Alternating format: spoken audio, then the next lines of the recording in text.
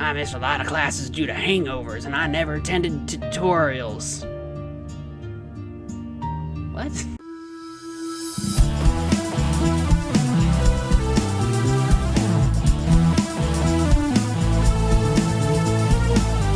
Hello friends, and welcome back to another episode of Fix Me, Fix You. I'm your host, MagicManMo. Full disclosure, this is a sponsored video. Information about that, as well as a link to where you can find this game, are in the description down below.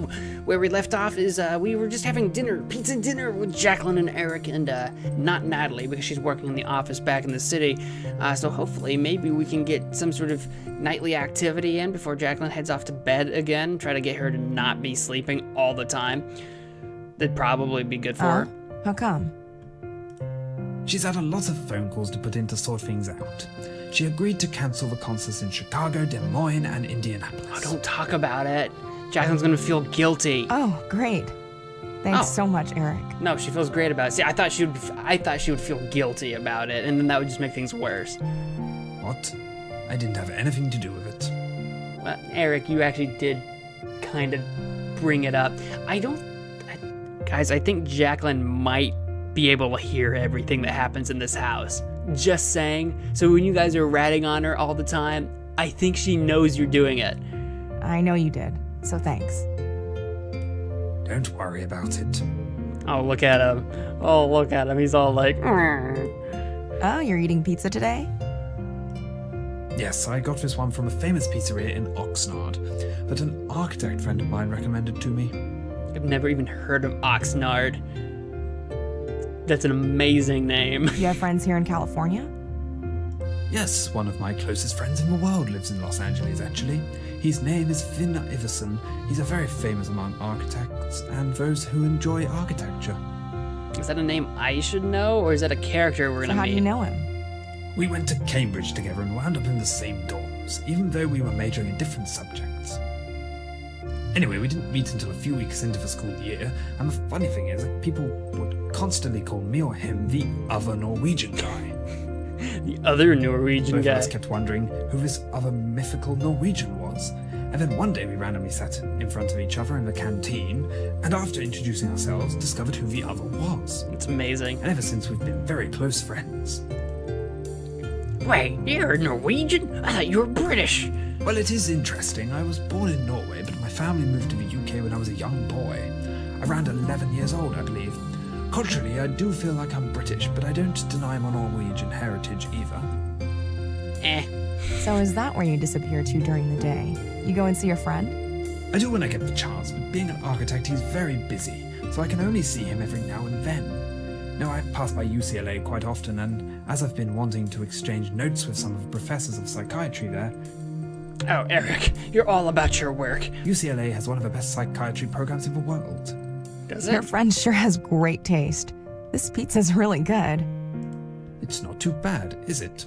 Here, you two split the rest. There's another whole pie. Are you seriously not eating more? Yes, I'm quite full, actually. How many pizzas did we order for 3 people? I can see how you stay so trim. You're too kind. Anyway, I will take my leave, if that's okay with you two. I have a lot of writing to get to tonight. Jacqueline's like dropping the hard flirt bombs on Eric, and he Sure. doesn't know what to Good do with night, himself. Good night, Jacqueline. I am very happy you decided to go out for a walk today. I do hope you continue to do so. I don't just keep bringing... Okay. I will. Enjoy the rest okay. of the pizza. Or at least she's excited to do it again. Alright. That's good. Let's bring the pizzas outside. It's a lovely night. Yes, go outside. Get out of the house. Get the freak out of the house. The pizza will taste much better by the pool here. I don't know about that. I don't think that's true, but sure. So do you go on Facebook a lot? Yeah, I'm so addicted to all the social media. Twitter, Instagram, Facebook. Anytime I'm not rehearsing or performing, I'm glued to my phone or laptop. Isn't it the same for you? I'm on Twitter all the freaking time. Instagram and Facebook, no, but I'm on Twitter all the time. Hit me up at westonhasty. Check it out. There's a link in the description. Say hi. I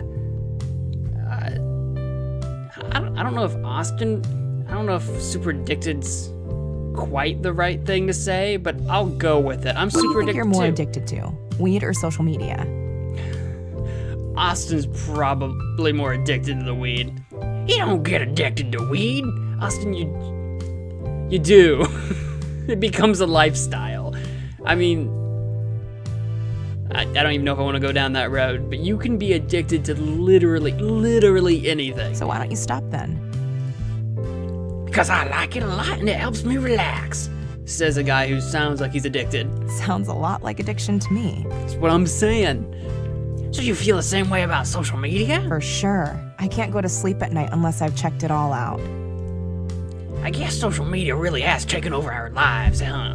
Can you imagine if we had this in high school? We would get nothing done. I skipped out on that mostly. I mean, I had Facebook. Actually, I Facebooked a lot in high school. I take it back. I didn't Twitter at all in high school.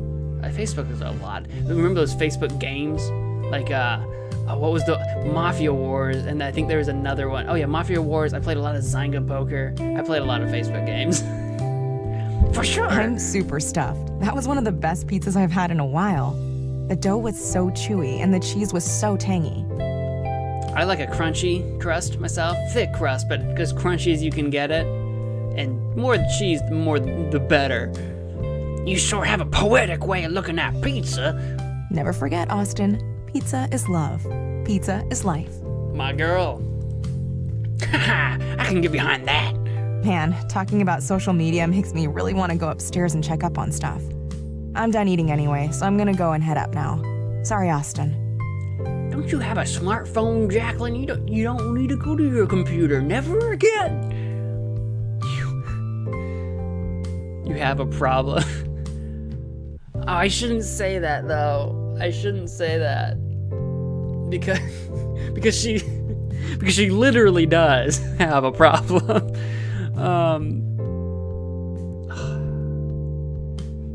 Everything in me wants to be like, no, just don't freaking worry about it. All right, we'll let her go. We'll say all good. It's all I'll see you good. tomorrow at breakfast. Just, I feel like I just don't know if it would have been friendly banter or just the wrong thing to say. I wouldn't have minded some friendly banter like, you got a problem, and then she'd be like, you got a problem, and then we'd be like, we both got problems, and then we'd go start swimming or something after pizza, and we'd have a good time, and then we'd cramp up and drown. That's how that would end. Do I have to click something? I forget how this works. It's a pretty moon. I like the moon. The next day. This is like day 3 or 4. I've completely lost track.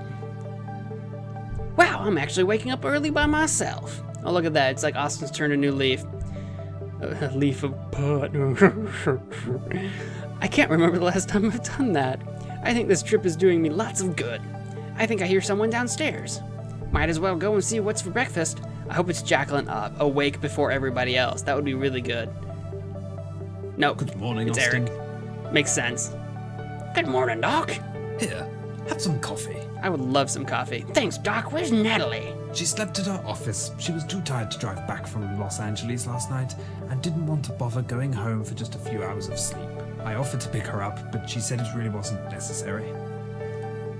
I'm guessing she didn't want you to leave Jacqueline alone. Not that she would have been, because I'm here. It's not like Eric's sleeping with Jacqueline, right? That would be super weird. That is correct.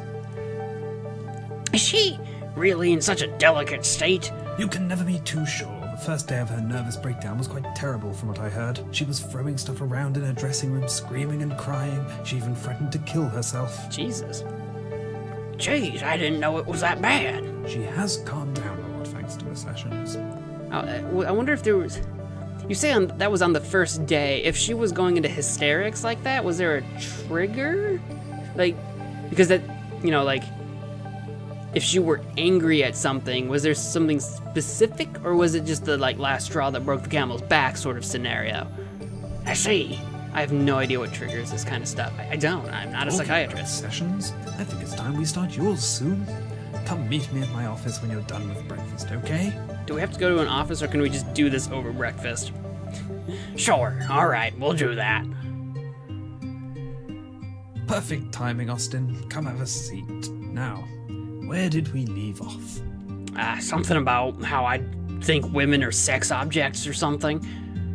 We were talking about my relationship with women. That's one way to say it. Yes, we can continue on that vein in a second, but I wanted to go through more of your background before delving into that.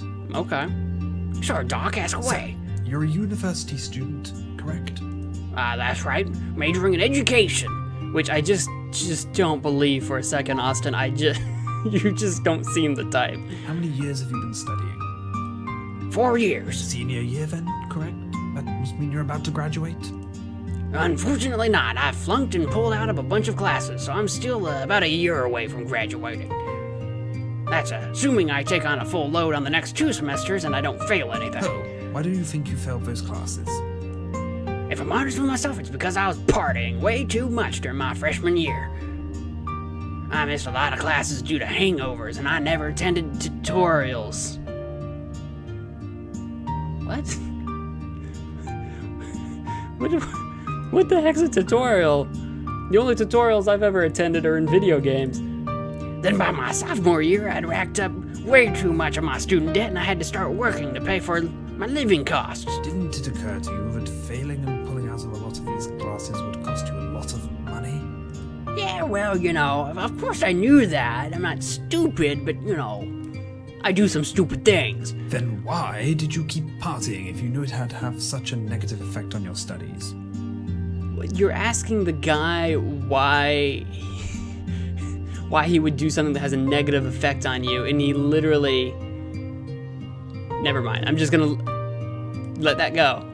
I don't know, it's just too tempting. Your buddies come rolling up in their trucks with kegs of beer, inviting you to go to a frat party where you know you'll probably get laid.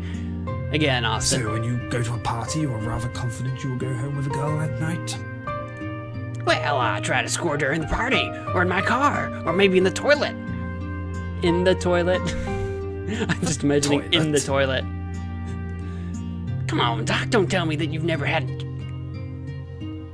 toilet sex. My God, man. Come on, Austin. I'm a classier man than toilets. Oh my God. I have never had toilet sex. The whole concept is entirely unappealing to me. For goodness sake, people shit in there. How can you stand the smell?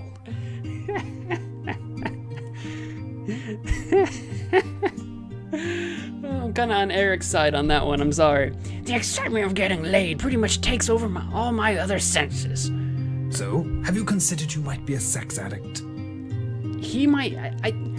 Austin sounds like an excess addict. He's addicted to partying, weed, women. It's more like, it's not any specific thing, it's excess. It's an excessive lifestyle. Why, think about it. You told me that you get laid most of the times you go to a party.